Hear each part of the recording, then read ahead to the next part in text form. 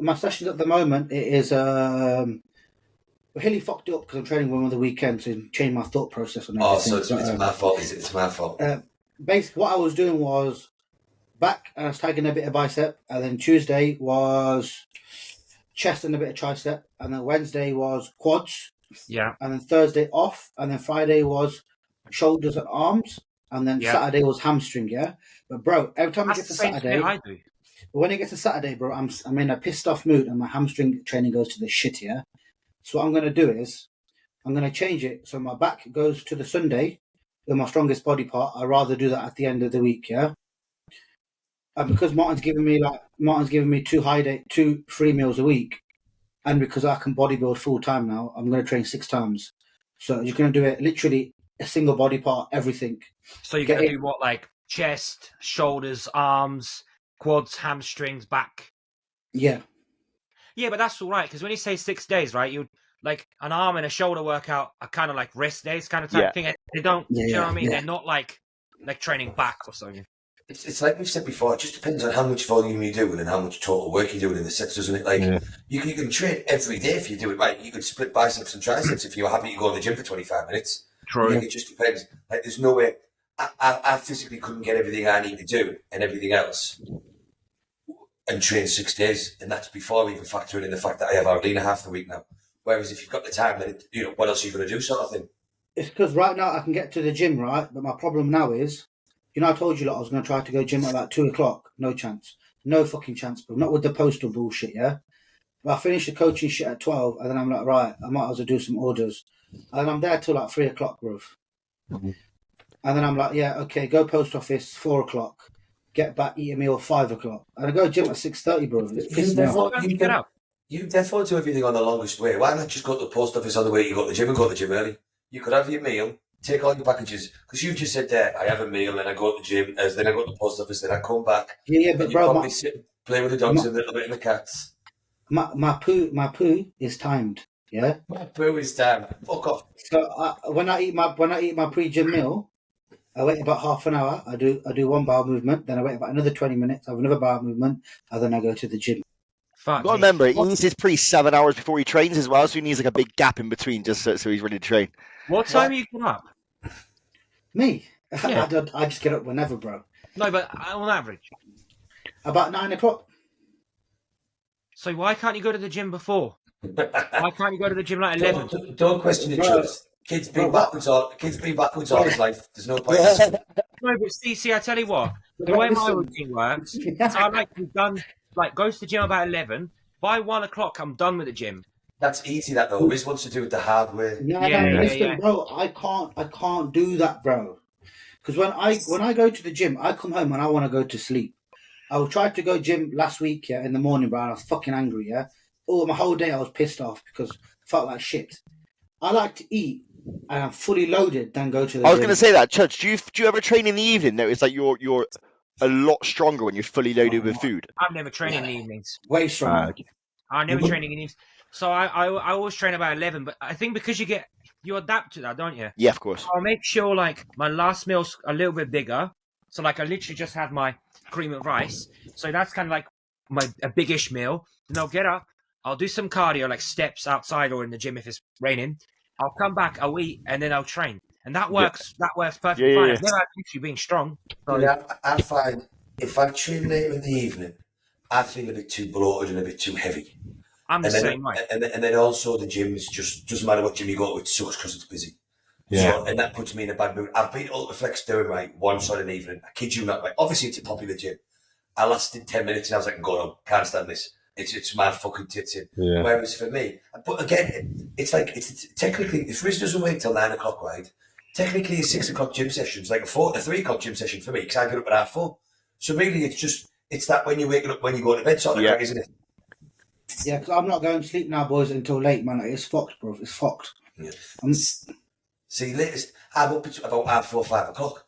So if Riz is 3 hours ahead of me, if I train at 1 o'clock, technically he's training at 4 o'clock anyway, isn't he? So he's not too far off for the sort of time frame I'm. Because I've done it. I've done 3 meals pre-gym. I've done 2 meals. I've done 4. I find if I have 3 meals pre, 2 meals post, I'm perfect. And I get a nice sleep because I have a big carb meal. That's Hilly. He's on a pizza hype again, isn't he? He's on a protein pizza. Yeah, Hilly's looking a bit chunky. I'm eating Aralina's potato fucking alphabet things. Nice. They're a gem. Right, so what did you say the topics were? Because we've got...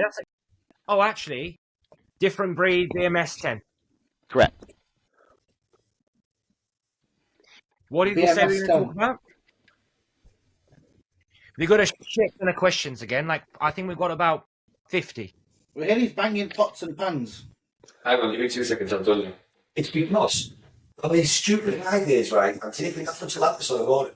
I have to eat every 2 hours, otherwise I'm hypo all of the fucking time. Like, I've had 60 IU of insulin so far today, so no wonder I have to eat every fucking 2 hours. Fucking hell. But I think this will be my 8th feed today. Because if I'm only having 6 or 7 meals, my blood sugars are dropping like this because there's 40 IU lactose in the morning on meal 1. And then I'm doing 10 pre and 10 post. I'm like chasing my tail all day. What? A little rapid, yeah? Rapid. Pre and post. 40 IU lactose on the morning and 10 IU rapid pre and post. And I think, I don't know whether it's the time I'm training or it goes back to the only issue I've got with AJ is high days. It's so low fat with the lactose in the background. I'm just constantly dipping all day. Yeah. Dipping all day. So I've split my carbs over, 7 or 8 meals. So it keeps me much more stable. It's just a ball but it's what it is. Can you not just add a bit more fats? Like, you know what I mean? It's not like... I think because of the way he sets it up, in fact, because there's so much insulin and so many carbs, I do think that I might be more inclined to gain fat if there is fat there. Yeah, I get you. Because in fairness, like, this will be my 7th feed today, and I'm hungry. But like we've discussed before, if I start putting fats in, my digestion won't allow it. And like, I'm on 1,100 grams of carbs today, and I like 6,000 calories in total. And I'm hungry. But if I start adding any fats to that won't be the case, that. Yeah. You just got to do what the coach says, bro. Yeah. With the potato fucking alphabet. You can't beat it, mate. It's all potato, isn't it? It's the same thing. Same as Flash, isn't it, Riz? Right. So what are we discussing first? I was waiting for that, you gypsy. So, Riz, do you want to give us a rundown on the new products that are flying out the past week? You've got them. I ain't even got them. What do you mean? I sold out and it gave them all to the customers. I'm already getting about 5 fucking DMs a day about each one. I'm going to go speak to Riz. I know. Mate, and you know what's the funniest thing, right? I put a story up showing them.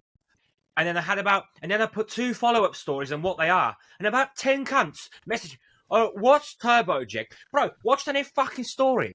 10 cunts. No fucking joke, I did. The mad thing is I'm explaining to people like 3 times what it is. Yeah. And then they come back and I bought this is what I'm going to do. I'm like, no, that's not the way you do it. It's wrong. Don't fucking do that.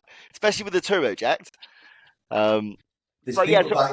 Sorry, go on. So I think there's 3 products, isn't there? I think Chuz did a fantastic kind of story on them. I think for all 3 of those products as placement for them, the way I run them is I'll obviously use the L-carnitine, which is pretty common nowadays in the industry. Everyone's been using Riz's 500 milligram per mil L-carnitine for some time now. I use that pre-cardio in the morning, fasted. Obviously, we've discussed this in detail, and it was probably one of our favorite podcasts from the feedback we got from everybody. They loved it.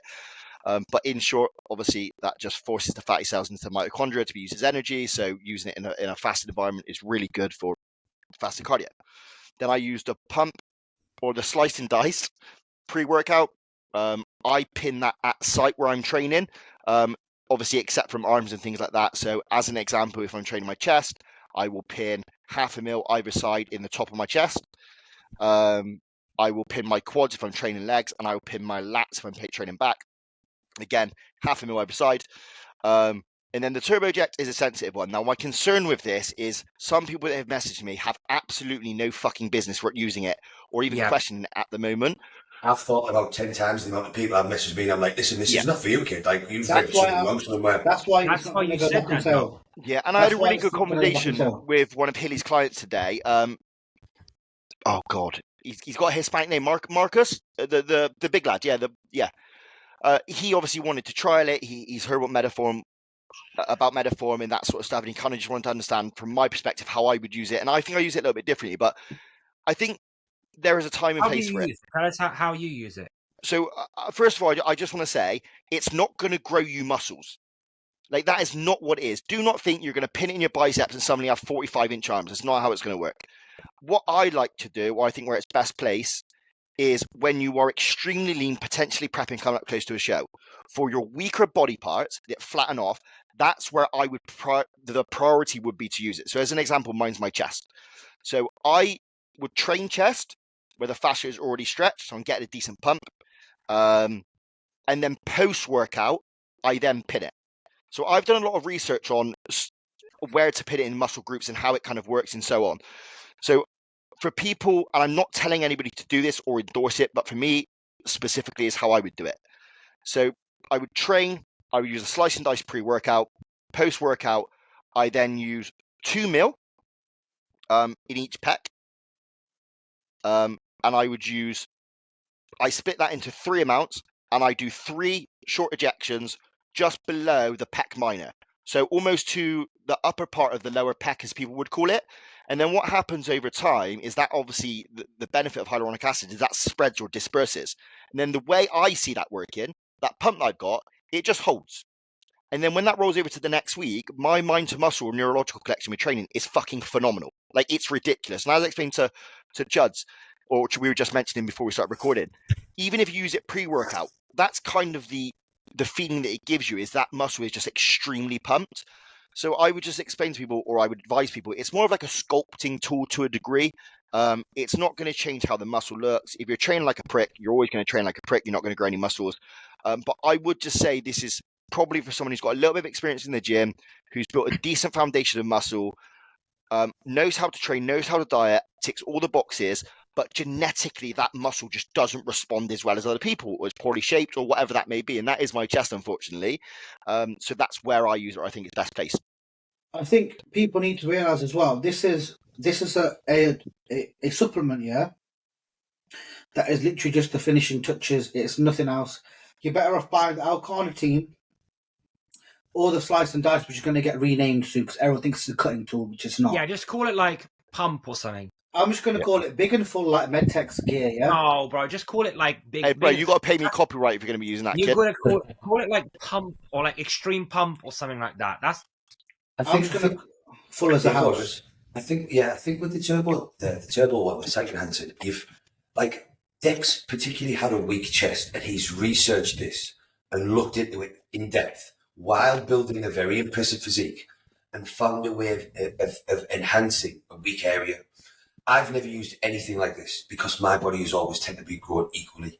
I think it really, like Dex very rightly says, it is something that you are more advanced using, that you have really tried everything else, and you may still have a hole in the physique that you would like to look at the option of touching up a little bit. From my recent reading, I do think there might be some merit to using it around weak body parts in the off season for the site swelling, for the connection benefits. So I'm going to have a play with some in my biceps because I do think my biceps are weak. So I'm going to try it pre and post, not both. I always worry about putting something in a muscle like biceps and then training. Yeah. So I do sort of favour Dex idea of putting it in post. So you say that, but just finish and I'll tell you what I just tell you. But I'd maybe potentially like the idea of doing it the night before as well. So if I train arms on a Monday, I'm very tempted to start with 0.5 mil in each bicep, and then possibly an additional mil later in the week, and then just build up from there and spread it around the muscle so each job will be in a different area. But again, we've competed several times. We've used every other drug, and I still haven't played about with something like this. I just think it's important to reiterate, this isn't just something like L-carnitine that you're throwing in. Like, it really is a sort of later down the line too. Yeah. Go on, Chuds. So I kind of tried both ways that we spoke about, right? Because I got it. What day did I get it, Chris? Was it Tuesday? Tuesday, right? I went and trained quads that day. I come back and my fucking package is here. I was like, fuck, I can't wait till tomorrow. I'm going to fucking put some in and I'm going to go and train delts, right? Put 1 mil in each delt of the turbojet. Mate, and I said that to you in the group chat. My delts were never so fucking pumped and just like, they were just so fucking pumped and blown up Like people in the gym, like were looking and were like, what? Because again, like I never train at 5 because that's what we're talking about, like in the evening. But everyone was literally fucking staring because my delts were just fucking blowing up through the fucking t-shirt. Like I said, I wish I'd worn a fucking vest. Then I thought the next day, right, that evening, I'm like, right, the next day I'm going to train back bicep. So I pinned some in my, like a mil in each bicep, and that kind of give me that kind of swelling and like connection. So I went and trained back a bicep, and that felt like completely different in a way that the connection with your bicep is so much better. Yep. And like, again, the pump was just insane. So I can't say what's better. Like, I think short term, if you really like struggle to connect with a body part, so for me, chest, for example, I might use a pre-workout because I struggle to connect with chest. But for stuff like biceps, I might use it kind of like the night before, which is what I like the idea of the night before, just because it give it a bit of time to settle in. Yeah. It's always, there used to be some guys who were adamant about putting their gear in the muscle they were just about to train. And I don't know whether it's because of my sports therapy background or what, but it just screams asking for injury there for me. Yeah, mate. But because, and I think we've said this before, and I know that's more water-based than it is oil-based, but when you were injecting something into the muscle, you were putting those fibres under an abnormal strain pattern. And then you go into the gym and train them, I think it's a big, just makes me squeamish. The science behind the hyaluronic acid, yeah, and obviously it's got the added arginine and added ATP in there, the secret's out, yeah. So obviously what it does is, to what I know, what the science says, that hyaluronic acid needs X amount of water to basically help it disperse. So it draws water, doesn't it? So it draws water. But one mole of hyaluronic acid draws 4 moles of water. Yeah, so it needs 1 mil needs X amount of water to basically make it disperse in essence. So obviously it's not like gear which is going to sit there. It wants to disperse around the muscle in essence and through it. And then what it does is it almost not binds to it, but it. Like That's exactly what it does, Riz. If you imagine those fibers are like a spider web, yeah, and like you're saying, if you think they're really, really thin, that hyaluronic acid is just binding lightly to those fibers, and it does disperse over time. Like I've used it last year and stopped using it to see like how long it was, and it within a couple of weeks that kind of drops off that like very nice full feeling. But I think there is an amazing place for it pre-show. Now I'm not advising anybody to do this. I potentially will try it, but in the sense of what it does to the muscle and the fullness you get, we understand obviously the risk of spilling with food and drugs and so on. I think there is a real benefit to this potentially pre-show. We all know obviously the 80s, 90s era we're often using escalin and other things, Nolotol and so on. I think this could be comparable to a degree.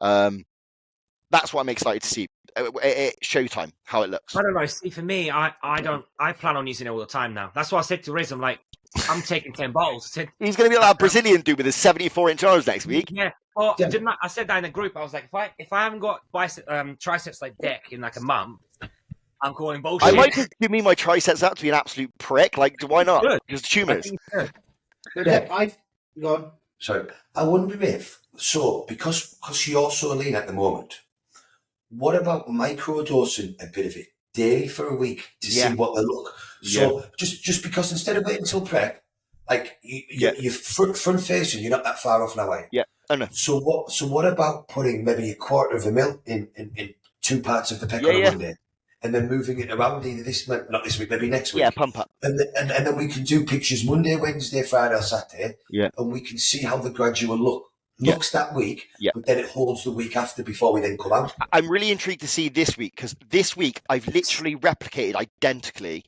what I did last week, and my chest was super fat last week, flat to the point my chest day was on the same day as well. So what normally happens when I train chest, it flattens off, then gets very full in about 2 days' time. It just always happens to me. So I'm intrigued to see, now that I've got it in my pecs, what it looks like on Friday, to see how much of a difference it will make. I can feel a difference. It certainly feels rounder, that's for sure. So I'm interested to see what the pictures look like. The benefit of it as well is, not to sell the product, I don't give a fuck, yeah? Do you know, because the technical half-life of it, how long it lasts in the system, right? It's about fucking 4 weeks. Yeah. So in essence, it starts to stack. Even if you do it twice a week, it will start to stack. That's why it stays for a while. Yeah, that's the thing. But not. I know this is the exciting product, but I will say the sliced and diced is fucking phenomenal. Like, that stuff pre-workout is arguably one of the best products or peptides I've ever used, I think. I honestly think the ATP and the arginine with the L-carnitine pre-workout, bro. I just need to make it clear to everyone. Look here, you don't have to inject it in the site that you're No, training. It will not at still all. work everywhere, yeah. But there's a benefit of doing it. Because when I pinned it in my delts today, bro, I was 2 sets of shoulders and my fucking shoulders are blown the fuck up. Yeah. Man, I can feel it because I'm quite flat as well. Like I pin it like an hour before I train, so then I eat my pre about half an hour later. I feel it. Like I feel like I get a little bit vascular, a little bit fuller and harder. But like the ATP and kind of what it does, and the arginine, obviously, the arginine ultimately is a nitrous oxide booster, isn't it? To a degree, it pulls nitrogen into the muscle, and then ATP obviously helps with muscle contraction. So I think those three compounds together are an awesome blend. But one thing I will say is just to be cautious of, if you're like me and you're quite grippy, you squeeze things very hard, your forearms will light up on back day. Like it really did hinder me yesterday when I was doing back because I got a lower back pump pretty quickly in my erectors, and then my forearms lit up, which is a bit of a pain in the ass. Yeah. I've been putting I tend to put L-carnitine or this just in my pecs. Yeah. Because I don't put anything else in my pecs, and I have literally put 1 mil in each pec alternative like for the last week, and I have had no pip or no pain or no issues or no nothing. Easy as. Well, I put mine in my lats because I think Deck, you said you put yours in your lats. Yeah. Didn't you? So I thought And I'm training back today. I trained back, so I put half and half mil in each lat, and that was good. That worked really well. Yeah, So- and please understand, like when we're talking about this, I'm using the minimum dosages. Like I said, like it's a mil of the turbojet, or it's only a mil of the slice and dice, or it's just a mil of the L-carnitine. Like I'm not ramping these numbers up. Like that is sufficient, you know. The actual protocol that you'd use for your bicep, if you were to use it properly, or if you were to use Mediform, it would be 2 mil in the inner head, 2 mil in the outer head, 2 mil in no, the... you build it. You build it. So up. they say 0.5. start with 1 mil, then you build it to 2 mil, and then they build it to 3 mil, which was actually, I was going to bring that up because I don't know too much about it. I was going to ask if you guys do, but I've done a lot of reading, so I would never do that, but specifically with the smaller muscle groups, like 0.5 mil in each head, and then ramp that up. And I don't agree with like the daily thing. Like I would just keep it around kind of your training time. So let's say you're going to do arms twice a week, I would pin it twice a week and then build that up to 1 mil. Obviously, I had a good chat with Riz earlier, and I went through some like material with him, which I think we can jazz up so people can understand how to use it and so on. But I think the general consensus is the only muscle that you'll go over 2 mil in is the quad sweep. That's like the main one. And the only reason they say that is to do 0.5 mil or 1 mil in multiple sites up the sweep because it's such a long, deep muscle. Yeah. So you're almost going to take the 3 mil, which is the maximum they said to run it at, and just do that in either 3 or 6 sites. So like 0.5 all the way up or 1 mil all the way up the side of your sweep. Lats, the maximum Reddit recommended dose was 2 mil. Pecs was 2 mil. I think the bicep maximum was 1 mil in each head, and the triceps was 2 mil in each head. So you don't need a lot of it. It's a 50 mil bottle. It lasts a long time. I just worry about people taking the piss when they, especially if you've got a very small muscle. Let's say someone has shit biceps, but amazing triceps like me, but they think they can jimmy that bicep up to be massive, and they start slamming 3 mil. It's going to distort the shape of the muscle very quickly. Well, it's like can you remember? Do you know the Synthol? And particularly Synthetex Synthol. Did you see some of it? Have you ever seen the protocols for that for arms and stuff? Nah. Yeah. 2 and 3 mil every other day. And that I'm like, who's putting that in the biceps? No. Fuck that. Who's going to be brave and do it in their calves? Oh, no chance. fuck that. I'm feeling that. I've trained my calves so hard and they're still pathetic this year. I don't need to put it in my calves. Like, Fuck you, Chuds. You're all right. to be honest, calves was my very first thought, and then I remember the one time I jammed my calves when I was younger, and I physically couldn't walk. Did you get that from Dave Costin? Because he used to love doing that. No, it was a long time ago when I was a kid. I made 2 very stupid mistakes because I was only doing my glutes at the time, and I was like, right, I'm going to try my biceps and my calves. And I remember for some reason with my bicep, I went like straight in the top in the middle, and I put 0.5 mil in each arm. And I remember having to sit at my laptop like this for the following like 5 days. And then I did one calf, and it was horrendous. We should probably touch on that as well before any retards buy it and start being spastics with it. So, obviously, me and Hilly had this conversation as well. You're aiming to go into the belly of the muscle. However, the feedback or science, if you want to call it, or literature is if you go too deep into the muscle, the body will metabolize the hyaluronic acid very quickly. So I think an inch in the bigger muscle groups and a 1/2 inch in the smaller muscle groups is supposed to be optimal. Obviously, you can't draw with those sizes. So we explained earlier, I'm drawing with a pink into a 5 mil barrel Yeah, and So- then swap into a much smaller one. So yeah, But it's just important to mention, like, obviously, with the way you're shaping this, you don't want to go down into that bicep. You ultimately want to go across into that bicep. They also say in a lot of the feedback is if you're going to tense the arm first, look at it where it's peaking, then mark it, then relax. Same with like your pecs. So you want to flex your pecs, look where the roundness is where you're trying to add that shape, mark it, then relax, and then pin it. So you're always going into the belly of the muscle. And as you stretch and move around, they say to massage it. Obviously, that disperses nicely over the, like we explained, it spreads and then attaches to the fibers. Same with your lats, you're going to go into the belly of the lat. Yeah, not forward, not backwards, just nice sideways into the belly of the, so it'll just add a little bit of fullness. And the same with the sweep. You're going to go at an angle, I suppose, down into the sweep with the way that it's shaped. Coming in that way. Coming in that way, yeah. But you know what it is? so just before we got on, I was just showing Riz. That's what I used for the TurboJect. So that is a 26 gauge, 1/2 inch. So it's tiny. So you can see it's actually quite. I'm gonna buy it's a that. short needle. Huh? I'll buy one of those. I bought a load of green 1/2 inches. I'll use those bad boys. What? You 21s? you dirty bastard. Oh, No, I don't. I said to Riz, I use a Capri Sun straw. So my friend's, my good friend's mum is an aesthetics practitioner, but she's like ridiculous. She's like has qualifications up to her eyeballs with kind of what she does. She does like all the bums and all that sort of fillers and stuff. But I'm going to go down there and see her because mate, she does some mad shit with these cannulas. Have you seen them? So like the needle goes in and then the pipe goes in and you take the needle out, but then you can feed that through and then that's how they do like your jawline, Yes. for the girls, their noses and that sort of stuff. But she's got all the kit, so she says she's going to give me some very small needles that are much wider, specifically for filler. I nicked these off my missus because she does all the lips and all that shit. That's what I got it from. I always just nick her. She's like, "Why are you going in my room for?" I'm just like, "No reason." Hey, Chuds. So if your missus does it, find out how much she pays for her hyaluronic acid she uses filler. I'm doing some market research. I can get her to find out. Yeah. Find But out. the thing is, because obviously you have to pay for the prescription.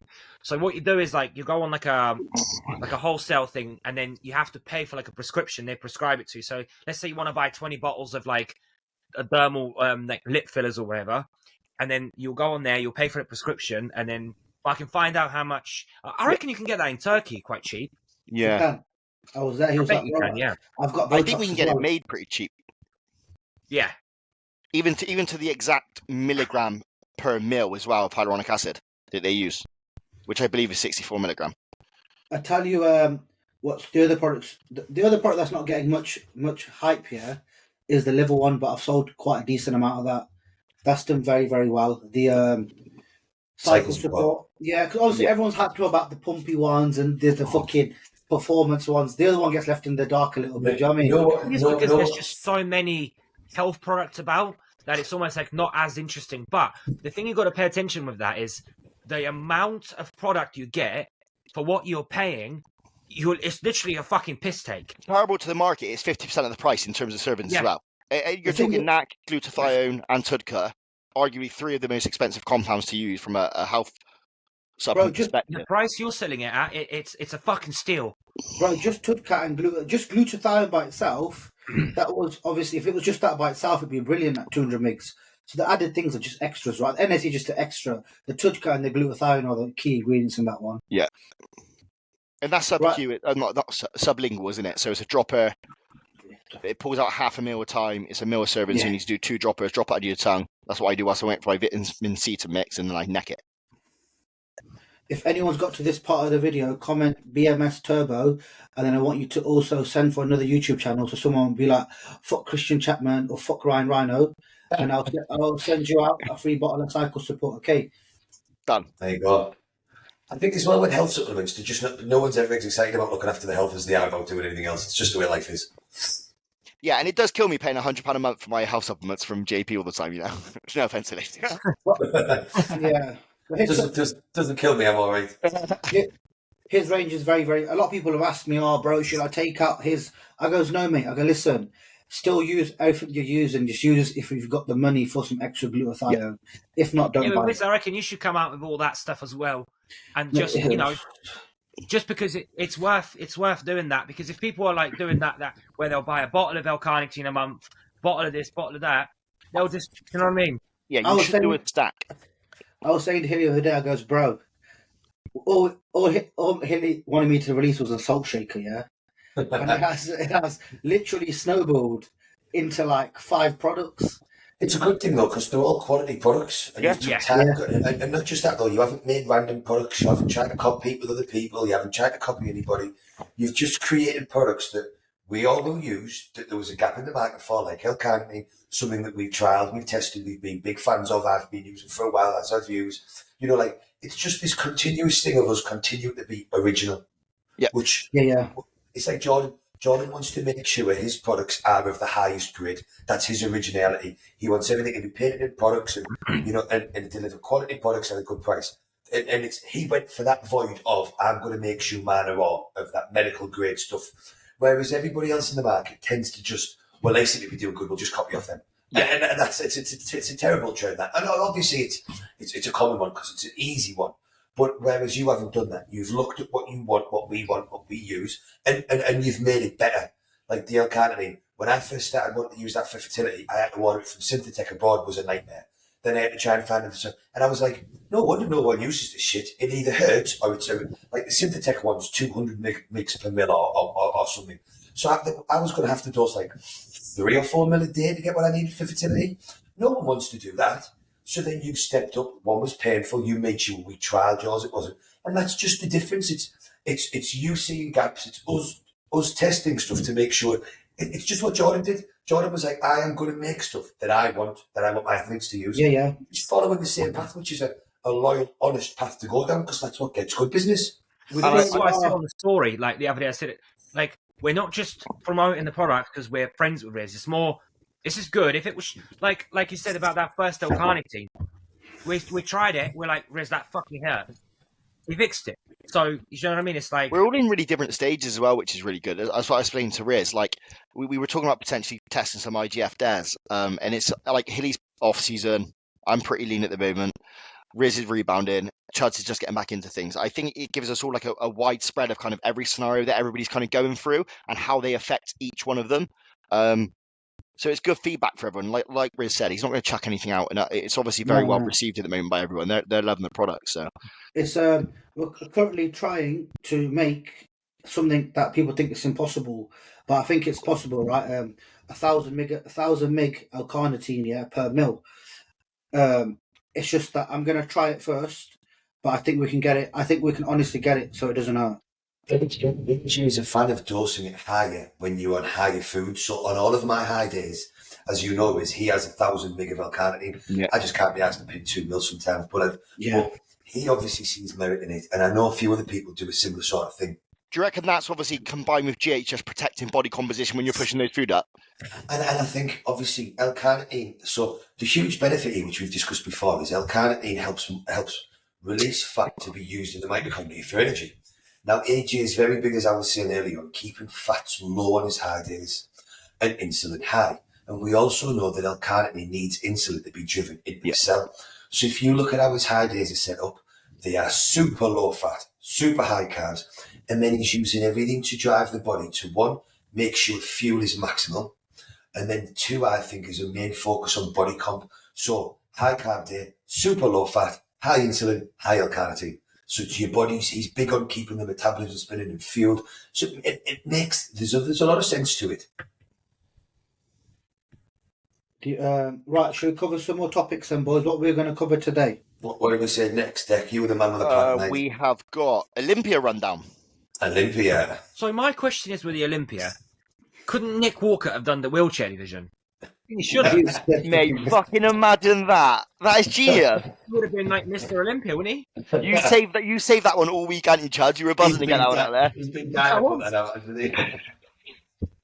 I tell you what the biggest disappointment for me was quality of the videos. Yeah, terrible. I think it seems to be getting worse. Yeah. Like it's to be honest, for the first time I didn't watch all of the run-throughs, do you know, the call-outs and stuff, because I'm just like, the thrill for me is seeing the conditioning that the people get in, and I'm just looking like, well, this must be shit because everybody can't be soft. Like, it doesn't seem to just give you a true reflection for me. Did you buy the live stream? No.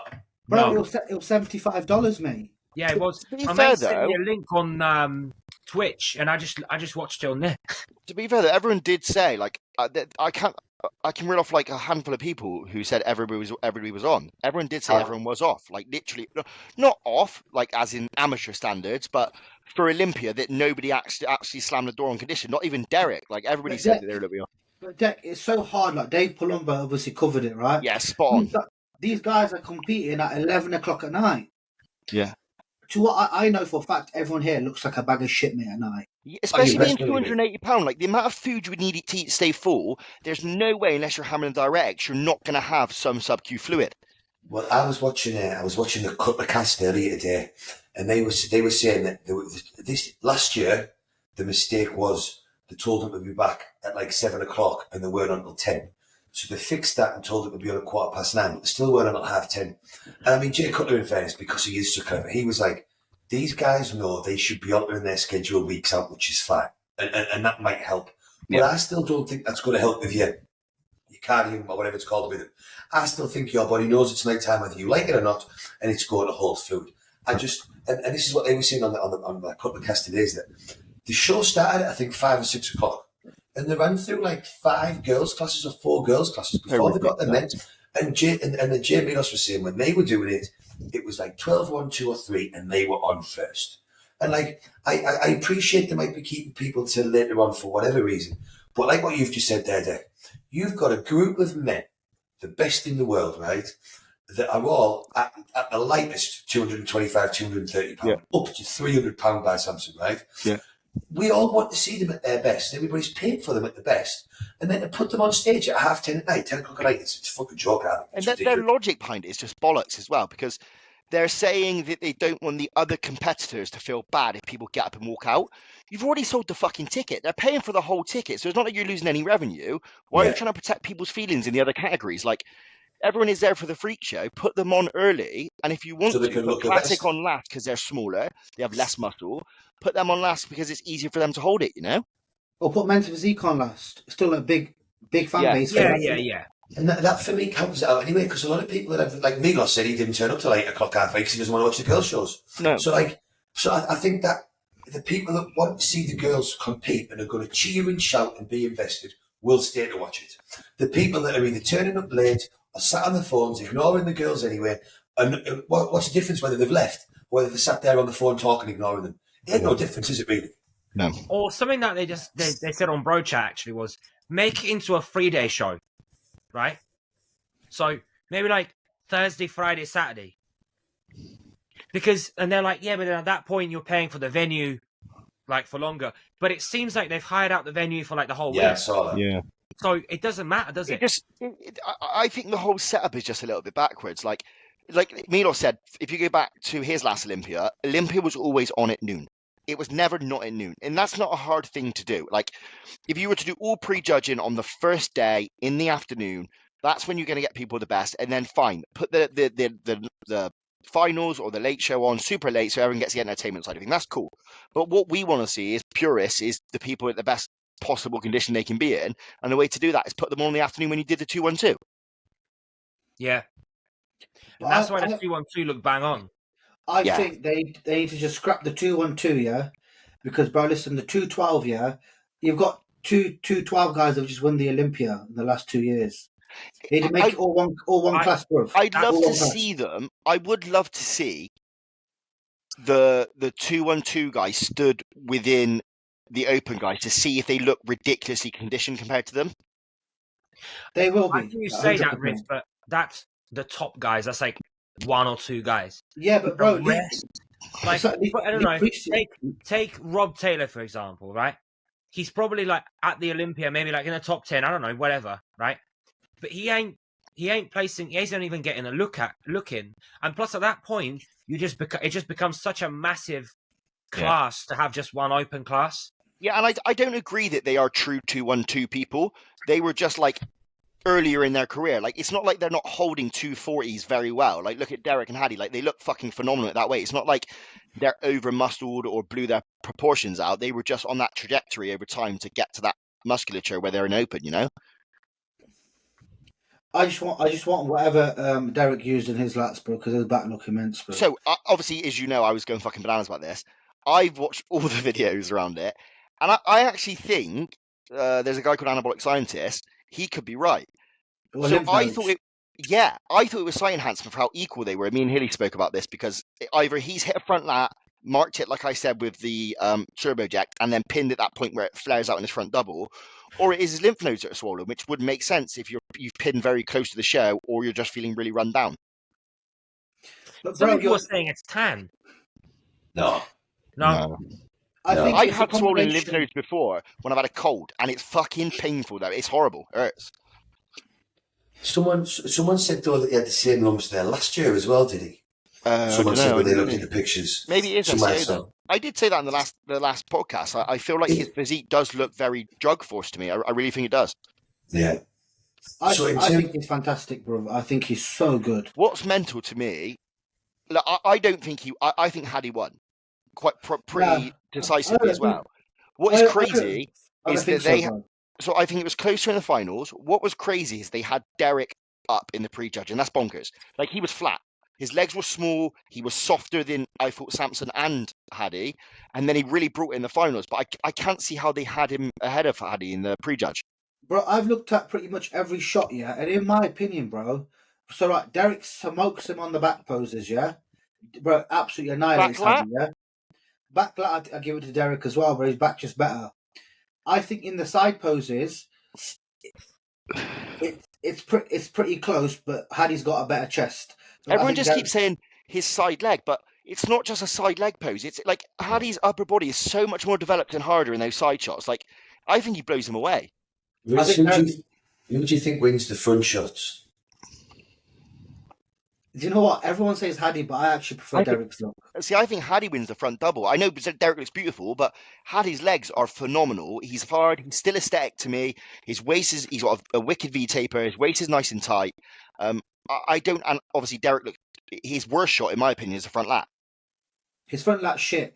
But bro, I like that flowy physique, and for me, Derek has got more of that. See, for me, I just think, and the general consensus seems to be, Hadi is a bit better from the front, in general, right? And that's what a lot of people say. So there's his 3 shots straight away, right? Derek is better from the back. 2 shots. 3 where you relax, maybe, right?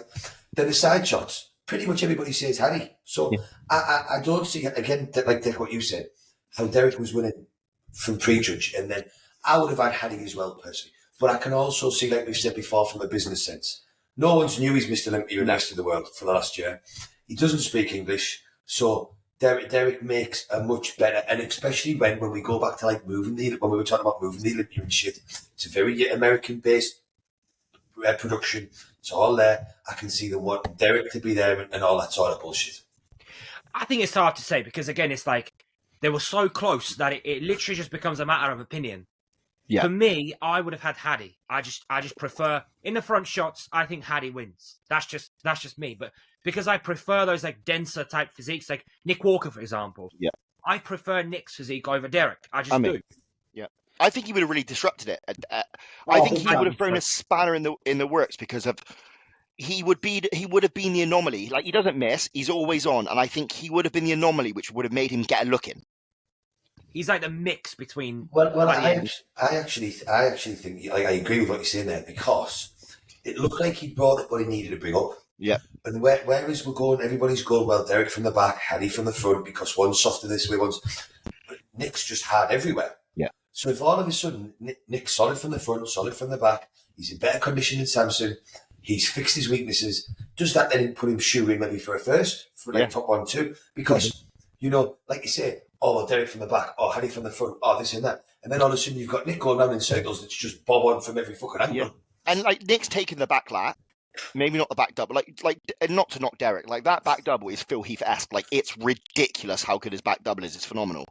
But Nick takes the back lat, which then puts Derek behind them. Does that make sense? He loses that then. It's not like he's not doing anything for the back. Yeah, exactly. And then obviously Nick's flawless posing, like his side shots are ridiculous. His side shots are destruction, but he would have destroyed everyone. The way he hits that side tricep, man, is bonkers. How big he is and how he sits in it. Yeah. His hamstrings are just stupid. And he doesn't. His legs are so big as well. He doesn't have to do the traditional leave the ham soft. He just he just almost tilts it at an angle because his legs are so big, so you can see all his front, you know. But you know, you lot are talking about shot for shot. They won this shot, side shot, back shot, yeah. But look what happened in 2-on-12, 2-on-2. Sorry, Keon won, but Keon wasn't harder than. He wasn't harder than him. He wasn't denser than him. I think Keon slammed the door on him though. I thought this was the worst Sean Corrida we've seen in a long time. But bro, if you're going from a bodybuilding standpoint, Clarida was harder, denser, and arguably he won most of the shots. The shot's not better. Like, I think you can be denser and harder and not have a better shot. I think what Keon has is, you are right. Sean always wins hardness, denseness, just gnarliness. But I think Keon is so pretty that when you look at the shot, you can't deny it. It's just better. And I think the first thing I noticed with Sean was that his midsection just looked way off this year. Yeah. In every shot. And there's that much muscle on his frame now. It just didn't flow nice anymore. No. It looked very out of a comic book, very over extreme. And I think when you put that next to anybody, but particularly someone like Keon, you're fighting a losing battle. Yeah. Because not only Keon doesn't just have a great waist, he has probably one of the best waists, if not the best in the IFBB, do you know what I mean? And then with Sean's, every shot he hit for me, it looked like he had distension, it looked completely off. And I just think it was such a night and day difference when the whole of bodybuilding seems to be swinging towards a prettier looking shape. There was no way all the winners. Ryan Terry, Chris Bumstead, Keon Pearson, and Derek.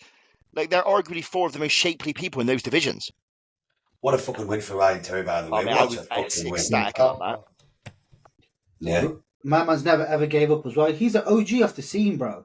Yeah. He's an OG, bro. UK bodybuilding too, bro. I will say, Jeremy Blended did look sick, though. If he was on, he would look phenomenal. His midsection was just a bit watery. I think what's fantastic for Ryan Terry is he's never played the size game trying to get bigger like everybody else, and it's paid dividends in him just playing his own game, which not many people can do. No. Because for the last how many years now, it's gone to the bigger guy, and then all of a sudden, wow, everybody's blown the water. Whoever thought a white dude would win men's physique, though? Serious? I know. The girl who won is it the women's physique? I mean, that was a bit of a robbery. I didn't watch that, I'm not going to lie. Do you remember the girl who won it last year, that like a Romanian sort of looking girl with the massive fucking legs? Yeah, I know, yeah. She come second, mate, and she was fucking bro. I'm talking like crackhead slice, yeah? Yeah. And she lost, but I think you look good. Romana looked good. Romana looked very good. Yeah. Great. Hey, did you see that? The fitness one, that Oksana again, do her routine look like a Wonder Woman routine? Absolutely insane, her routines. Poor Missy Prescott. Yeah. She's like Bum says, she's so far ahead of that division now. Yeah. Such a shame that. Yeah, she looks like she could compete in it. So Romana does figure. Yeah. She looks like she could compete in that. Doesn't she? I always get confused. No, women's physique. Because women's physique. Yeah, like I think Missy Trescott would be competitive in that division. She could. So she did a podcast with Fired, and they were saying that she could switch from one to the other. Yeah. And she was like, she's considered it. If I remember right, because it was a while ago, they were talking about how she would probably win an Olympia in another category. But she was just saying she enjoys the fitness and the routine side of it a lot, and she wants to be dominant there, like she was saying. Do you know? I'll tell you what, guys. Like, I watched Romana's posing, like her on stage, but just because I know her personally, I know Dan, I'm friends with Dan. That's why I watched it. Apart from that, I haven't seen a single women's category person compete. I just don't care. Don't give a fuck. I'm not watching it. I do like watching the wellness. I just have no interest in it. Wellness, mate. They are absolute genetic marvels, mate. Those birds. Did you see the girl, whoever won it again? The girl that won wellness, mate. She must have been flashing up my Instagram more than Derek runs through. Yeah. The whole world must have been obsessed with her because I just saw her picture. Bang, bang, bang, bang, bang. It's just so impressive. Like, it's so impressive to like build that much lower muscle and remain feminine. Like, it just looks nuts. I suppose it's the equivalent to classic for men, isn't it? It just has that very like aesthetically pleasing look. I like that physique look. I think that's the best look. It's wicked. Wellness for me all day. I think it is out of all of the female classes because I think, like Dex says, it has the impressiveness for me of wow, look what you've built. Like you know, when I look at a bloke and I'm like, I know what that took to build. So when I look at wellness, I'm like, I know what it's taken you to put that in. Yeah. Yet they've kept so much of that femininity that hasn't slipped away. And the majority of the girls do. They all look as if they're in the sort of bikini class in terms of upper body, face femininity and whatnot. I just wanted to clap those cheeks.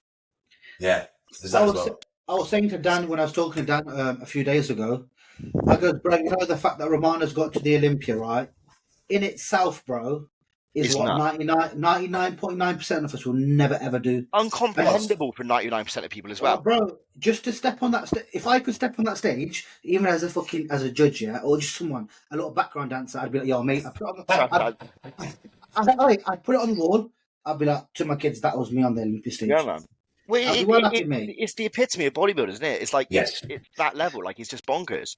Yeah, it's insane. It is insane. Next I topic, think gents. one thing though, I don't see the hype here of Andrew Jacked. I really fucking don't. I had thinking way higher than him, Hunter, but from the rear he was soft, bro. No, he's got such a nice shape, bro. He's just got such a nice shape. If Hunter didn't have a thick chest, he's in the running for the Olympia title. If Hunter, because he's got a torn pec and it's like a little bit deformed when he hits his front lat, it looks a bit like Derek's. But like how hard he was, he's still got a water issue. I think I think it's nerves more than anything because Milos was saying Hunter was off compared to his earlier shows. Oh really? So Milos was saying in person he didn't look as good as his best outing earlier in the year. Massive, impressively big. I thought Samson was disappointing.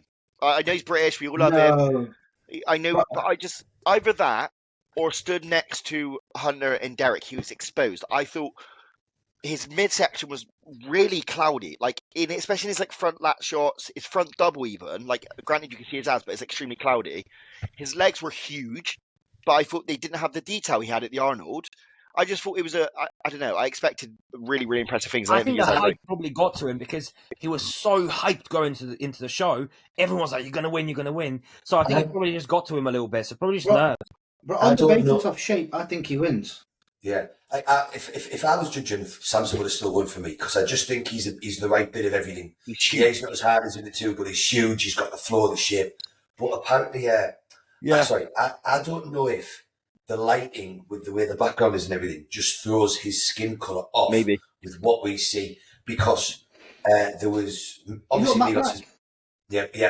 Milos is biased, but the other guy that's on the Cutler podcast, he was saying Samson was definitely a little bit harder and better than what they'd seen him at the Arnold. He wasn't worse, but in the pictures in the video, he didn't look as good.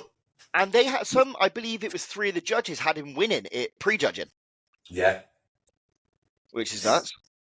Bro, but in an interview, Milos got sort of questioned and he got sort of like stuck here when he was answering back because Dave Palumbo said to him, he goes, "What's the issue? Why isn't he coming in harder?" And then Milos replied something like, "This is the most he can do." So in my opinion, I think Samson just needs a bit more time. Yeah. Did anyone watch the Dorian Yates bit where they did the podcast at the Olympia? Mate, you watch it. Dorian just fucking ripped Samson and Milos a new one. He's like, he needs more muscle. He's not that great. He's not in condition. It's subpar condition. His legs are too big. He needs to stop training legs. He needs another 10 pounds of upper body. Milos is sat there like, what are you fucking talking about? He's 300 pounds, you mad bastard. Milos brought that up today. Well, on the podcast, whenever it was, I was watching it today, and he said, Dorian's into yoga now, so what opinion does Dorian have? It's just all about yoga, like he doesn't know bodybuilding. He did catch him out of blinder, though, because Dorian was giving massive props to Keon. And then literally 2 minutes later, he goes, "Yeah, Samson's abs are rubbish, so they're opened up." And Milos was like, "Have you seen Keon's abs? They're the widest abs you've ever seen. Like they're hanging out by his ribcage." But the reason why Dorian's saying all that thing is because Dorian knows that if someone who's British wins it now, they'll be like, "Oh, no one's won it since Samson's now the new guy since Dorian won it." Yeah. And people will sort of forget about Dorian. They won't, but you know what I mean. They'll become the main man. Next topic. What did we say? What we got on? We have the Romania for a discussion, but we've already been on for a bit of time now, an hour. Should we do some questions? Should we do questions? Yeah. Let's fire through some questions because I know we've got loads. I reckon Diash is going to beat Samson. Do you reckon? Oh. Do you know why? Because Diash is fresher. Yeah. He's been sitting at this lean point for a long time. Sam's got to fly from America to Romania, holding water, probably a bit stressed, probably had a few burgers, after the show and a few cookies. I reckon Nathan's gonna beat him. I'm chatting to Jack in that. Like, can you imagine being able to be that lean and function like an absolute mad bastard like he is? Like, it would be amazing. I just walk around killed out my brains all day, every day. Yeah. Right, let's get to the questions then. Right. Deck. Oh, you want me to go first?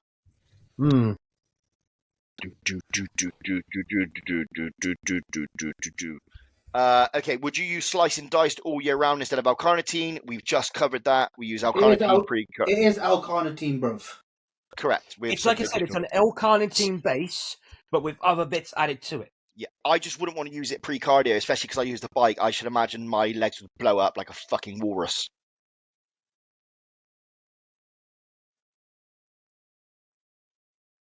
Chuds? Hello? Right, let's see. Swap physiques with anyone on a podcast. Who do you pick and why? I'm gonna start. Deck. I'm gonna be Deck. Yeah. I want to be Riz so I can fit into child's clothes. Yeah. What a fucking prick. What a prick. I'm taking Deck because he's got a better bodybuilding physique than I do. Yeah. I would take that because if with my training mentality, I'd be complete. Right, next question. I think Hilly should answer this one because he has a lot of experience in it. And it's not drugs, is it? It's not recreational drugs, is it? What are your thoughts on cracking / anti-E protocols pre-contest? I think, and I was having a discussion with someone yesterday, in my experience, it is vital for most people, if they want every bit of detail in, all of the fat off, to have your estrogen pretty much on its ass. And I even got sucked into the trend a couple of years ago of trying to not do that. I remember this, and who it was with. Yeah. And two of my clients who I trialed it with, that we'd done previous shows with, they didn't have the same detail in their glutes and hams and lower back at the 4-week out mark as they had done before. And I'm confident that was because their estrogen wasn't as low as it should have been. And we all know it's a fact that to reduce the stubborn areas in fat, to get all the fat off, to enhance fat loss, we need estrogen on the lower side. So I think it is vital for the majority of people, and I don't know anybody that doesn't bring estrogen right down at the very end to get it off. Now, you can go a bit overboard. So I think AJ was a little bit overboard in what I did, but I also feel that he just covers all of his bases, which I can. And the counter argument is, so he had me doing, I think it was a mig of Adex for the last 10 days. And then he brought letrozole on top, which for me makes no sense. If you're going to use it wasn't every day the letrozole, it was 3 times a week. But if you're going to use letrozole, then just ditch the Adex because it works better. So that's what I mean by overkill. Like when I worked with Scott Stevenson, who is arguably the cleverest person in bodybuilding, he started you off with a weaker estrogen, and then you move to Rimidex, and then you move to letrozole. So you've got AJ, who's known for pushing the boat. You've got Scott Stevenson, who's known for being one of the most educated people. I've seen things from Milos, things from Matt Jansen. Everybody is doing this. Don Cardone. Everybody is doing the same thing into the show. And Martin and whoever else. So I don't think it's a question of should it be done or not. Now, what Deck was saying there was we've been sort of discussing the potential of bringing estrogen down a little bit earlier, which I've been doing with some clients to get the fat off earlier, meaning then that we don't have to maybe hammer it as hard. But I'm wondering if there is merit to bringing it down harder earlier and then potentially trying to bring estrogen back up a little bit during the final stages, because being that super flat, being estrogen on its ass makes you feel like dog shit, makes your training like dog shit, and then it makes filling harder. Yeah. So I just have this theory that me and Deck were talking about, because his training, his thinking was the same as mine, is there a potential to say, make sure, like I've had a couple of the lads recently, make sure they are in condition at 2 or 3 weeks out, and then could we potentially let up on the anti-estrogens a little bit to bring estrogen back up and allow for a fuller look. But we don't know yet. We will see when it comes to prep. You see, when I was doing my prep with Martin said do half every other day, right? And I started banging half every day because that's just me. And the last 2 weeks I was doing one every day. And bro, the physique just got better and better. And I felt like absolute wank, bro. But the physique just got better and better. I think I get worse. I don't know why. Like I've said it to Hilly before. I always notice once I know I need it to get it off. Like genetically, it has to happen. But like I just look a lot stringier in. But I think it's because my training goes to shit, so I just can't keep that fullness or the roundness in the muscle. You know. The other thing is, and again, this brings us back to the point we always make: how everybody is person dependent. We know, as Deck overly mentions, he flattens off very quickly, right? Just from training, from food days, we know this. Whereas for me, it doesn't seem to matter what I do, my physique does not look flat. Like I was literally running letters on Windstroke, provided at 100 mg plus, Arimidex. Yeah, I would send the boys pictures and they were like, why the fuck do you still look full? I said it every week. Yeah, and then when I did my second show a long time ago, I was coaching a lad much bigger than me. Not much bigger, a fair bit bigger. And we'd both been on zero carbs for like 2 weeks, 10 days, whatever it was. And the guy that owned the gym and my dad were there, and my mate looked like a bag of shit. And everybody was like, why do you look just as full as normal? So obviously, I can get away with doing those things, and it doesn't seem to have a detrimental effect on my look. Whereas for other people, it is then, particularly for Deck, this is why we potentially maybe need to look at getting the estrogen down earlier, taking when training is still best because other things are in play, and then potentially easing off it a little bit to allow that fullness to come back. Chudley, when you did your prep, was you running the Arimidex or anything like that? Yeah, all the way through, because my test was always fairly high. So yeah, we kind of, because we started on like 1,000, right, and then we brought it down, and like towards the end, not really, but like I pretty much ran Arimidex like my whole off season, and so we just carried that through. I want to try and keep that high. What about the last few weeks? Did it go down to like one a day or? Yeah, no, it was like half. What did you feel like shit? No, I felt alright, but like, because like I said, my test was higher, so it high, yeah. Managed. Like, do you remember I did my blood work and my estrogen was like 150 or something like that? So, because I did my blood work like 2 weeks out, so we didn't bring my estrogen down. Like, we didn't crash it. But then again, you'd have been on trend, weren't you? So trend shows the estrogen on your blood, so you never really knew. Were you on trend? Yeah. But my trend was low though. I think I only did like 100 mega train the whole time. I didn't go past 100 mega train the whole trend. It just skews the E2 read, so you've got to think about. But, and again, as a prime example, the two guys I've got competing this weekend, Lucas, who arguably has more detail than JJ in his glutes and hams, he's only been on a Arimidex Monday, Wednesday, Friday, really. Whereas JJ, we've had his up earlier, yet Lucas, his glutes have come in and he got leaner quicker. So again, it comes down to, there isn't just this. Everybody should be doing it. And then some coaches just do, such as AJ, to make sure they're covering all of the bases. And there's nothing wrong with that. But it doesn't just mean because, us three say it does, everybody needs to. I've got two clients competing in the same show. They haven't done the same thing with estrogen control. My client that's competing, we were about 12 stone 8 about 2-3 weeks ago. I put the Arimidex in at half a day. And then the last 2 weeks has been a mega day. I don't care. And we've dropped 6 pounds, yeah? Cardio's been removed. Food's gone up. Basically, any sort of fatigue has gone, yeah? And the guy's getting... You lot are seeing he's getting harder and harder and harder, yeah? The Proviron is at 100 mgs a day. I've escalated that up. A lot of what I do with him, I chat about to Deck and Hilly about anyway. Yeah. But he's one of them guys where that lower fucking ab wouldn't come through.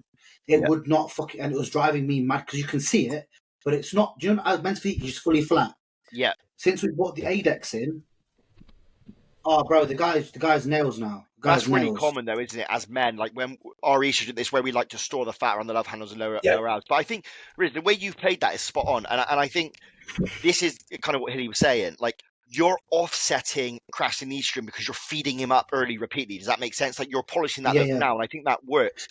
I think it's when, like me as an example, I've potentially been behind to a degree, so we're digging in almost till the last week, and then that's where you're struggling to offset the effects of the crash estrogen whilst trying to feed up, You know, and also one thing that I've seen a lot. I know a lot of clients are competing this week with a lot of people's, and everyone's on about peak weeks and doing all this mad shit. I was just there like, oh, we're gonna pull T3, we're gonna pull T4.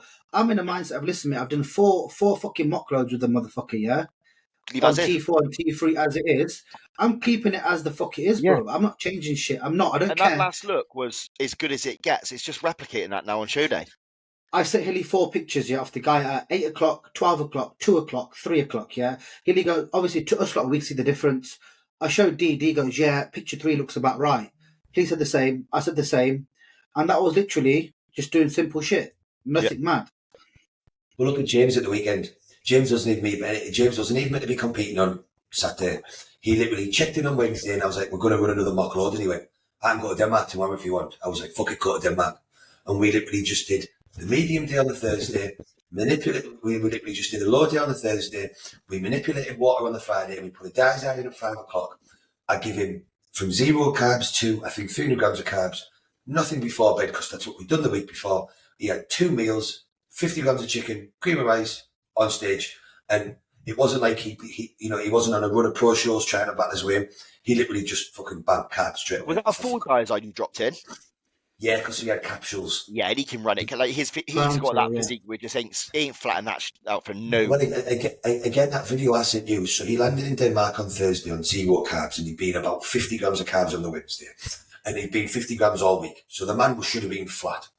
He literally went to the gym, no carbs, off the plane, and the amount of fullness in his physique was off it. So I was like, right, you're not getting that food tomorrow. You're not getting that food tomorrow. We're just doing 150 grams of cooked jasmine rice with all of the meals. That's all we did.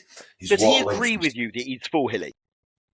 This prep has finally gone how we wanted it. For one, it's the first show he's ever done. He hasn't asked for any cheat meals. He hasn't asked for when he's getting more food.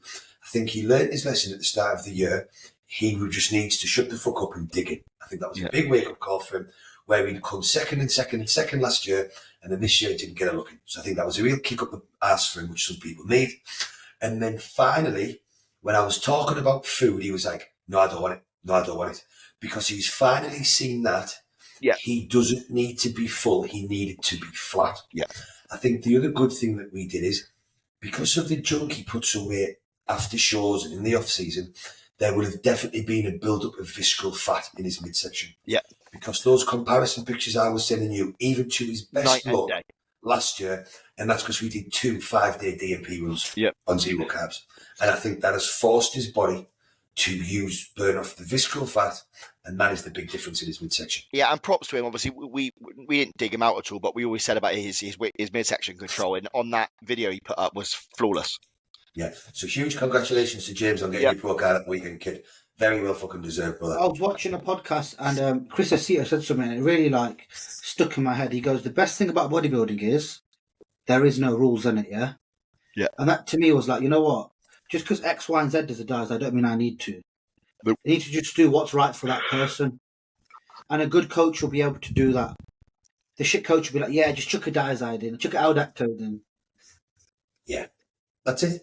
And again, it's why it's really like you've seen the benefits now of these trial runs that I do, because you can perfect it.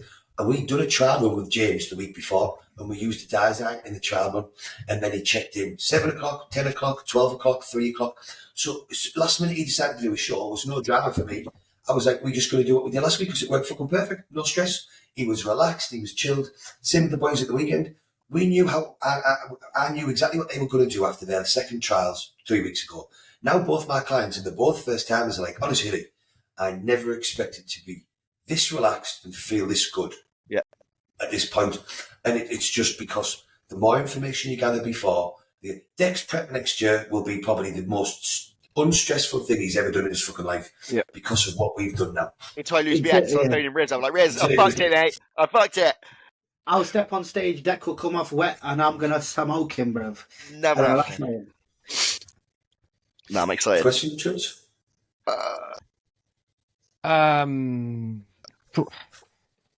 Primo or Mastron? Which one's better? I'm just going to say my favourite choice and not give it any explanation. Primo. Mastron. Really? Mastron. Yeah, I'd say Mastron.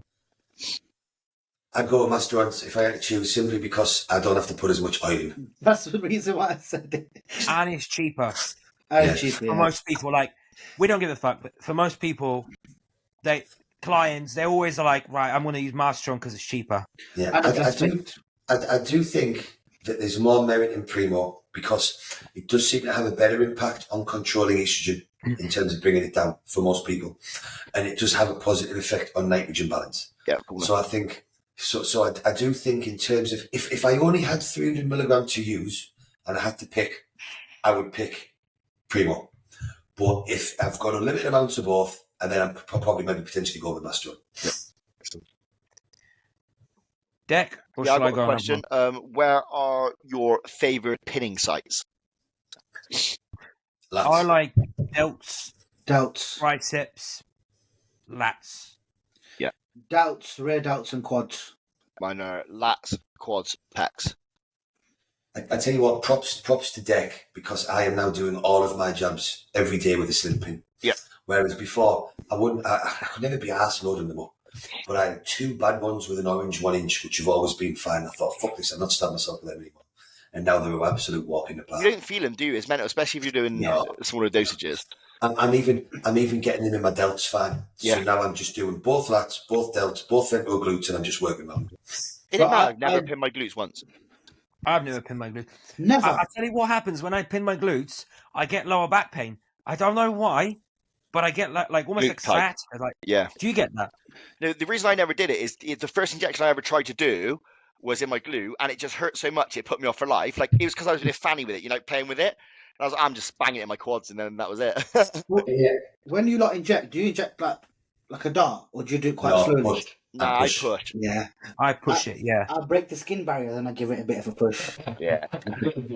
I'm more tape man in my fingers. I like Yeah, I'm wrong. Mate, if you see the pressure I put on the muscle, I need like an indent from the fucking pin where I just ram it in there. Yeah, I do that. I tell you what, right, I remember trying to give myself my first injection, like, because a mate of mine was doing mine when I was very young, and I hated having to go around his house to get it done.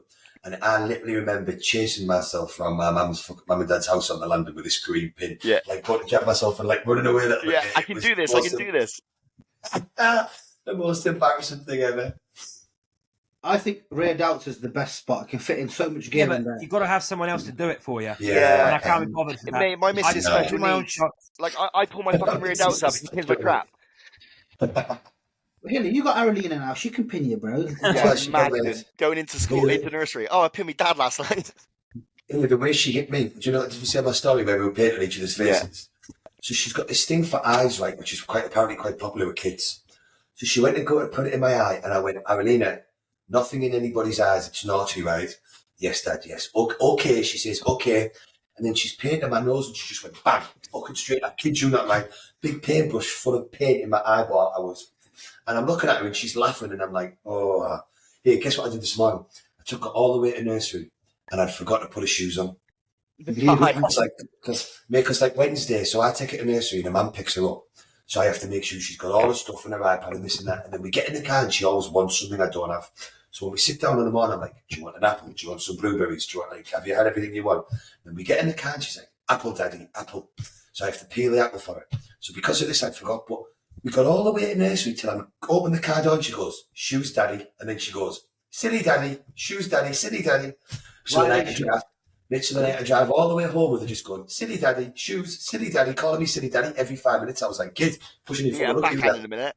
Hey, yeah. Honey's at the stage now where she can use her hands and she just wants to feel your face. You know when they look at you and they're sussing your face out and they just want to touch it. It's fucking mental. Did she ever stroke your hair, Dick? Oh, no. No. I forgot. It's annoying. Do you know the weird thing is now? Daisy does this. Daisy dangles her hair over and she loves it and I can't do it. I got to use a little ribbon. Fuck you know, man. Judge? His hair's looking sick, though. You know that? Yeah, it's coming through now, isn't it? It's coming through. You got it cut yet? No. Yeah, I cut the sides and obviously the sides. Obviously Put it not the top. Huh? Put it closer. It's because you're tattooed as well. Yeah. Yeah. Sick. Well, yeah. I tell you what. So obviously the hair that was transplanted hasn't come through yet because it doesn't work like that. It kind of starts to look like little dots, and then it starts to fall out, sheds, and then it starts to grow back out. So this is just my old hair. But remember, I had hair. It's not like I didn't have Yeah, hair. yeah. So that's what it is. Man, I can't wait till you can transplant other people's hair. I'm getting fucking waves, blood. I'm a black dude, and I'm getting waves. No, but you can get it taken off your beard and all sorts. Yeah, like, no. Do you know what I mean? I've got enough on my back to do everybody's hair. Yeah, 'cause all I fucking want right, hair haven't is- I never used to have any hair on my back. It's the fucking growth hormone now. Yeah. Bro, back hairs make the worst, bro. 'Cause when you take it off as well, it's like a weight comes off your shoulders, bro. It's Yeah. amazing. You feel leaner, don't you? I And like have my, shoulders as well. Like having to like shave my fucking shoulders. Mate, fuck me. I had my second laser back surgery laser back hair removal thing last Friday. That fucker still stings around your chops and that. Ooh, Is it working though? Yeah. I think so. I'll be able to know more of this. Mate, I'm having a nightmare with it, right? So the girl never told me you've got to shave your back before you go to get it done, right? But she wants to see like Stubble. she described it. No, she said I need to see a little bit of hair, but like shorter than stubble. I was like, what the fuck's that? And obviously the only person I've got to do it's either Aulina or my mum. Yeah. One's 2-year-old and one's 61-year-old, so both had about as useful as each other. So the first time I got my mum to do it, she missed loads. So the girl had to dry shave my back with a bic when I was there, right? Which wasn't a pleasant experience. No. That probably hurt more than the thing. Then this time I've got to get my mum to do it, and then my mum's taking little chunks out of me with a fucking bic razor. Yeah, I know. So every time I get it done, I'm like, fucking nightmare, this. Mate, I would just get some bird off Tinder. I'd just be like, look, you just need to come down. Yeah. Mate, just go to That's the what I whorehouse. need Just you go for. to a brass. I'll pay you 20 quid to shave me back. I don't want to fuck you. I don't want anything, just shave my back and I'm out of here. But go around her house so you don't make mess around your house. The Philips One Blade would do a good job of that, Hilly. I used the Philips one blade this time and she said she wants it shorter. Oh, fuck. No, that's too short, innit? That's too short. No, she wants it shorter than that. So what she wants me to do is, if the appointment's on Friday, she wants to get my mum to wet razor it on Wednesday. So it grows It's just back. starting to come through. Right, You know okay. what you need to get, yeah? I've got that Philips machine, yeah, and it attaches on here, yeah? It looks like something you stick up your ass, that is. You can do it yourself, look.